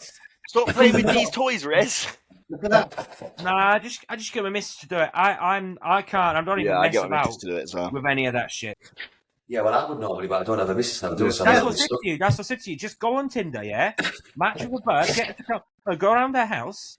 Just get her to shave your Imagine back. she comes round and you stood there bollock naked with a can of shaving foam and a fucking big razor. You'd have to turn his bio. Must be able to shave back as well. Yeah. Hilly's on that other website, isn't it? What's that other one called? Singlechristians.com. Guy's going to turn a new leaf in the new year. Right, who's next on the question? Right, boys, I need a piss. Can I go piss? Yeah, of course. You're not allowed to. You're disrupting it, bro. Good. Oh. What's your should- irritational pet peeve in bodybuilding? Oh, that's such a just long question. What's your irritational pet peeve in bodybuilding general life? Just too much shit to get to narrow it down. Yeah, Cyclists next one. pissed me off the most. Did you come off gear when you got your hair transplant? No, so I've just been on TRT pretty much since my show. So I just stayed on TRT. I've never come off, but What's the point? no. And now I'm just using a MIG of what's that fucking finasteride? Finasteride, yeah. And that's it. That's all I do. I also, when would you say is like a good time to go on gear after my hair transplant? Go on a bit of a cycle. It's so hard to tell because none of us will understand the process of what's happening with your hair. So I don't know, like, do you know what I mean? Because it goes through cycles, doesn't it? When it falls out, when it comes back. I would say when you're due to get it cut, so do you know when it's fell off, it's come back through, it's getting thick. I would say that's probably the time when you can consider. Because actually, my options aren't that many. So I haven't. So the thing is, right? Finasteride. The way finasteride works is a lot of people don't know this. If you're taking a DHT derivative, finasteride ain't gonna do shit because finasteride is only gonna work on true DHT, which is you're gonna get through conversion of testosterone through the 5-alpha reductase. So with that, any DHT derivative ain't gonna touch it. So I don't want to touch that. And then what else is there? You can't use nandrolone because that actually, if combined with finasteride, that then converts into DHN, which is dihydronandrolone, which is actually even more worse for hair loss than DHT. What about gonorrhea poison? That's what I was thinking. But at that point, I have to use much higher test. That's fine. if I'm using, that's all right. yeah, that's all right. Because if I'm using, let's say, 300 meg a test, because that's what I'm doing now. I say TRT, I'm using 300. Then my EQ, I can't really use much more than like say 300, right? Yeah. I mean, if say you might step your test up to 500, just go to 200 EQ, see how you rock and roll with that. What about the topical solutions of DHT inhibitors? Because there is a few of like, is one called like RU something as well? That's yeah, A new one. yeah. I mean, they're all the same. They all just block out DHT. Yeah. So obviously, finasteride is just. I tell you what, with that topical one, it's a bit greasy. It's a bit odd. You can't be bothered to. It's just much easier to swallow a pill than it is to. And if you're, I tell you what, if you're natural, it's probably better to use the topical one. But because it gives a lot of guys like issues, like the dick doesn't work, stuff like that. But for us, it's no problem because it's like we obviously enhance our testosterone, so it doesn't matter. So yeah, I'm kind of right now. That's why I'm like right. I'm just going to use test 300 mg, and I'm going to use growth. I'm probably when I start getting a bit leaner, I'll put a bit of insulin in. I'm using all the resist products. That's why I'm like really kind of hammering those now because that's kind of my main because they are enhanced. The anabolic 5,000 mg L-carnitine. Yeah. So, question, Jack? Oh, the majority of mine we've covered, so I'll go over to Chud's. Okay, question for you all. What type of training works best for you for muscle growth? High volume, less weight, more reps, or low volume, heavy weight reps? Mate, this is just I swear we've literally covered that. It's just a balance of everything, right? It's a balance of everything. There's no predominantly for me now, I go higher rep, but it's the effort, right? Regardless of whether you go lower rep, higher rep, it's your effort. Which why do people always like to pair high volume and low weight? They love to talk shit, bruv. Just get strong. I just go to and just fuck it up and I just leave. We've discussed over and over again. Everything works as long as you are doing more and training harder next week than you were this week. And you enjoy Doesn't it. get any simpler than that. Doing and you it. That's enjoy like the biggest thing. Like people just follow someone else's plan that they don't even fucking want to do. Like not everyone can train like JP. Not everybody can do twice a days like Jay Cutler. Like just find out what works for you. But I think it's something over time you learn about energy balance. And I think once you do that, it all makes sense. But you just have to find what works for you. Because some of my muscle groups, my legs can take a fucking hammer in. But then like my chest cannot. And I know that there is a fine line now between where it's full and it stays full to when it goes flat. So you just have to find out what works for you. But I think the common denominator between all of us is the effort, right? Yeah. So I was trying to explain that to one of my mates the other day. I said to him, he's like, how come a powerlifter is so strong, but they're not really that big? Or they don't look like bodybuilders? I'm like, well, if you look at a powerlifter training, they almost never, apart from if they're doing a meet, go 100% high, like full effort, right? Their training is always submaximal. And it's never to failure. They are the perfect example of reps in reserve. Yeah. Powerlifters. But also they train movements, not muscles. Like that's but I think even if you were to take the squat as a muscle builder and you were to take it to failure, I think that would work. Yeah. But it's because they go, right, I'm going to train RP8 or RP7 at 60% or like whatever the fuck, right? So they're never actually taking it all the way there like how we do in bodybuilding. Yeah. I think the main thing people need to understand is intensity, yeah? Yeah, that's what you're doing. Yeah, that's all it is. And connection. It doesn't matter what you're doing. If you're not feeling the muscle, then you're wasting your fucking time. It took me so long to work that out as well. I was just chasing logbook numbers all the time. Yeah, I just wasted about 3 years of training. Yeah. And then the other thing is, and I think I go back to all the time, like Dick said there, make sure you're enjoying it. Like, whatever you're doing, if you like to train a certain way, as long as you're not being idiotic with it and it's got some sort of guidance, it will work. Because if you were looking forward to getting in the gym and you're excited to go, then you will smash the fuck out of it and then you will grow. If you were doing something that you hate, you can never give something that you hate 100% for time. It just doesn't work. And I think that's why, like, back to the connection thing, like, that's why, like, obviously we keep plugging in resist products like the L-carnitine and the pump. I keep calling it a pump now. That will help with that mind-muscle connection. If you pin that in your pecs, you're gonna feel your chest 100%, right? Yeah.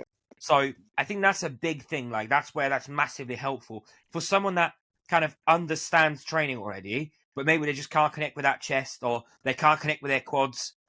That will massively help. Yeah. Like for me, for example, for quads, my VMO, like the teardrop, is so overdeveloped compared to my sweep. So I think I'm gonna start putting it in my sweeps, so then I can kind of try and get more of a connection with Mine's the my sweep. opposite with my legs. My sweep in thigh just blow up, but then my VMO doesn't. But that makes sense to me because of the way that I squat. Like it all adds up with like the way that I do things. Like I do a leg extension extremely narrow, so I put a lot through my thigh. I squat extremely narrow and I kind of over tense to a degree at the top of the squat, if that makes sense. So that's why, yeah, but that's kind of the quad shape that I kind of wanted. You know what I mean? And I think you're kind of either or. Yeah. You're either like sort of kind of like knee dominant or hip dominant. Yeah. So if you're more I hip don't dominant, know what I am, bruv. I think mine's all right. You're partial dominant. What I does think that you're mean? more sweep dominant Just because do your sweeps are fucking mega. What does that mean, bruv? It means you just do partial ranges. Listen, do you know what? Half rep Harry. Do you know what? I was at the gym the other day. Do you know what starting to piss me off? Yeah. Do you know on the leg extension? Do you know you've got the different pins to adjust that thing? Yeah. People do it and they do it so the rep doesn't fully finish. So I'm having to pull the motherfucker to the bottom. But what I realized the other day, what I do is I'm not going to change it again now. You know, everyone says, "Oh, you need to hold the handles." Yeah. When I hold the handles, bro, it hurts my knees. If I let my ass lift up a little bit, I can fully lock up my leg at the top, and I feel like my quad just fucking tenses up. Yeah. Do you think that's because you're shorter though? It's because for me, I need to What a sit prick. back. Huh? No, Why am I getting things, bro? I'm gonna do you all. Like all your carnity's cut now.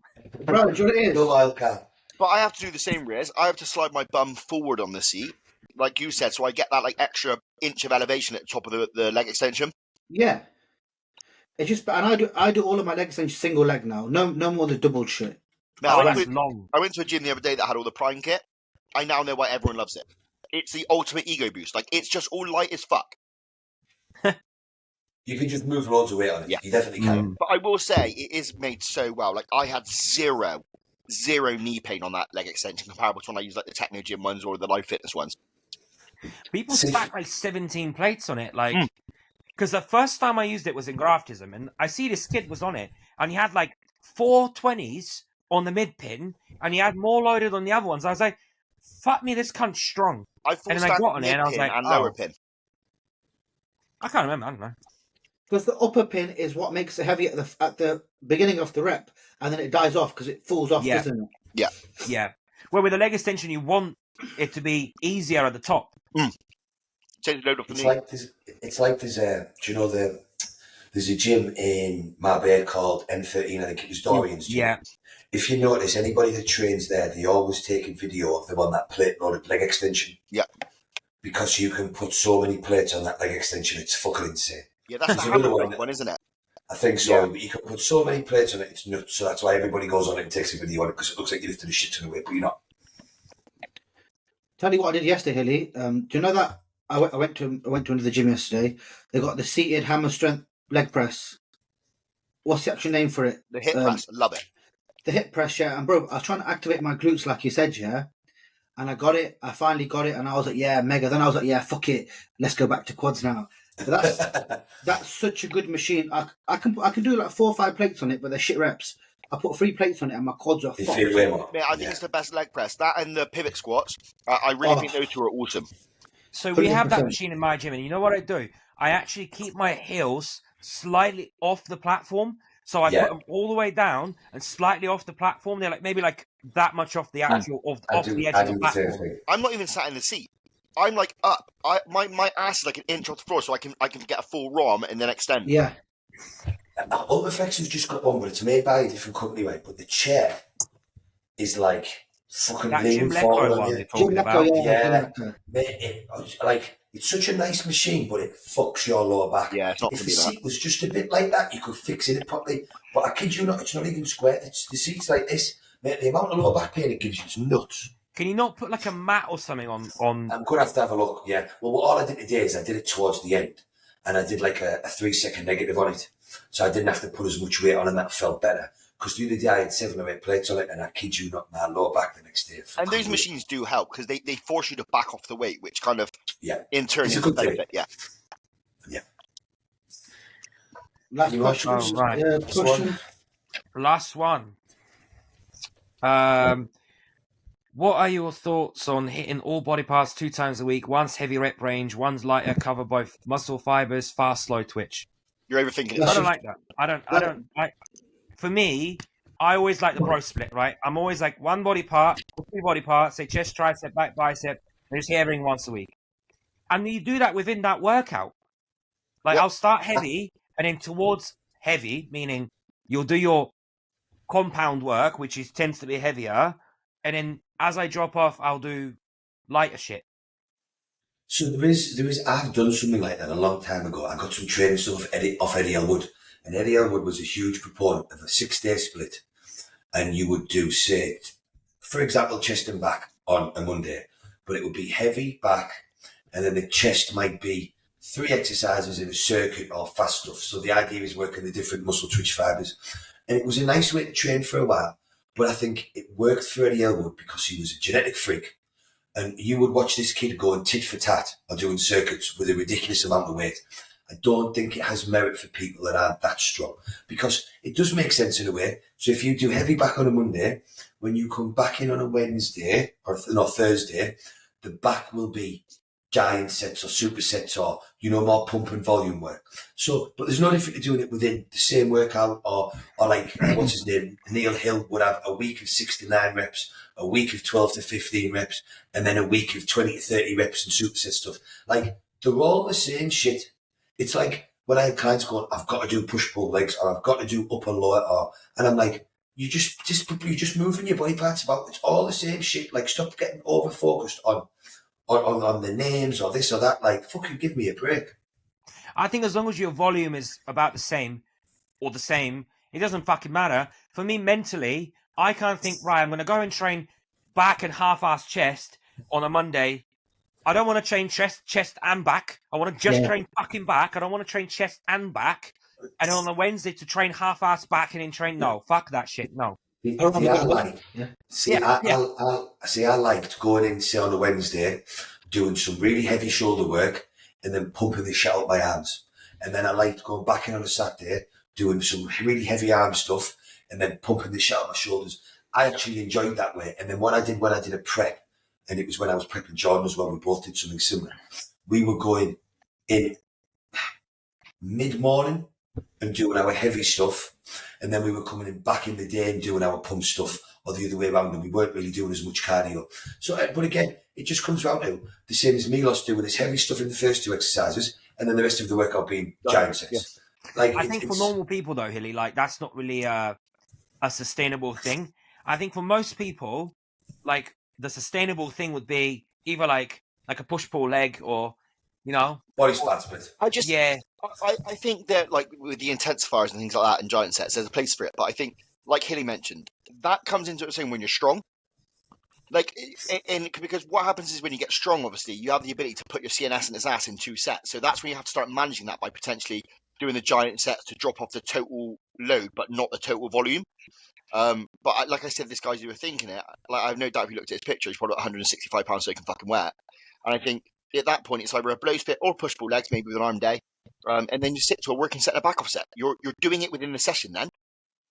I tell you, the biggest mistake I think a lot of normal people make, or people that might be in the bodybuilding a bit, but not so much, or, just want to look good, is they never get a training plan, and actually follow it for longer than 3 or 4 weeks.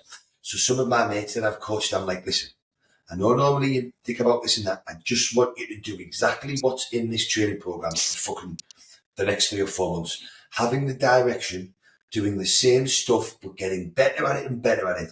There is more merit to that than if you do an XYZ backwards and forwards in a different rep ranges and shit.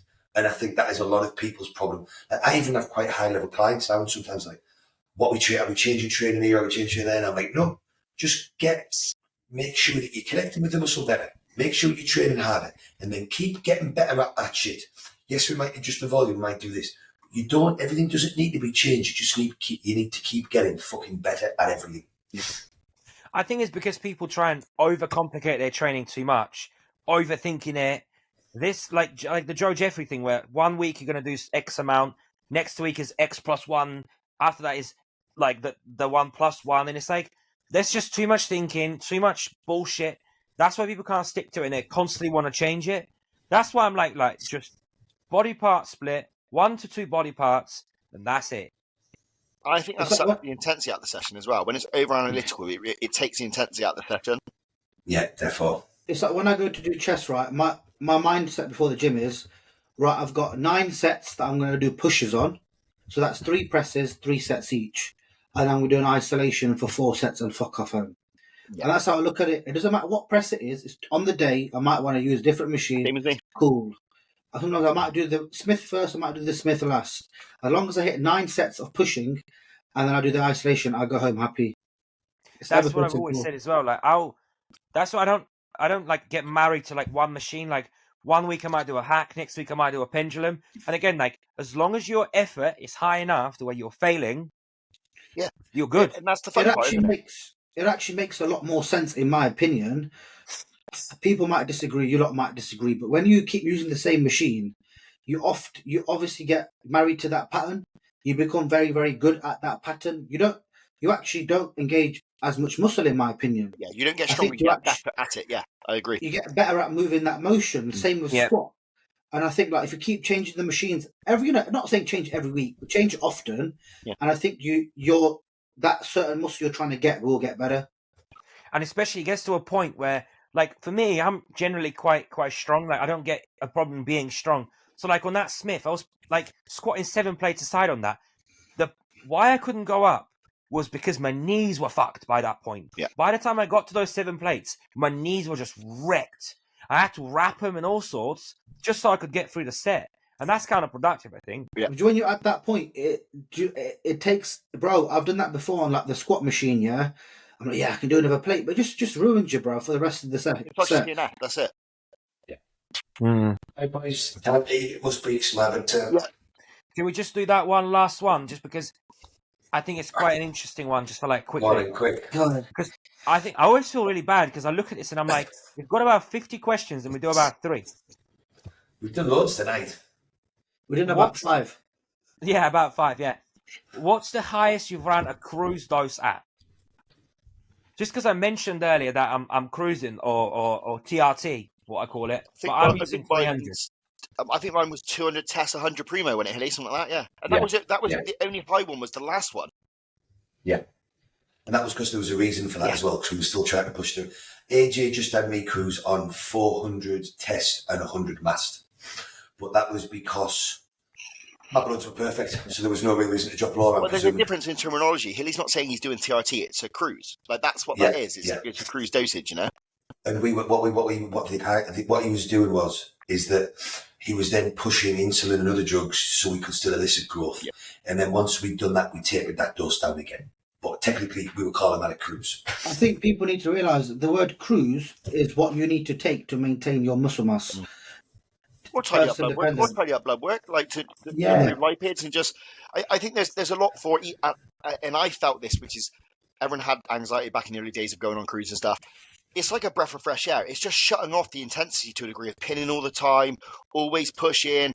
Like your physique always looks better after a couple of weeks as well because it's just fresher. There's less stress. You know it's time to maintain rather than keep burying yourself. And I think there's a lot to it. And I'm sure we discussed it at the time when I was on about my bloods. I'd done 7 or 8 months shows on cycle, beat with Ibiza. My blood work was fine, apart from HDL being a little bit off, which there was a reason for. Yeah. And then, so my cruise was 400 and 100, and then it dropped down to 300 and nothing.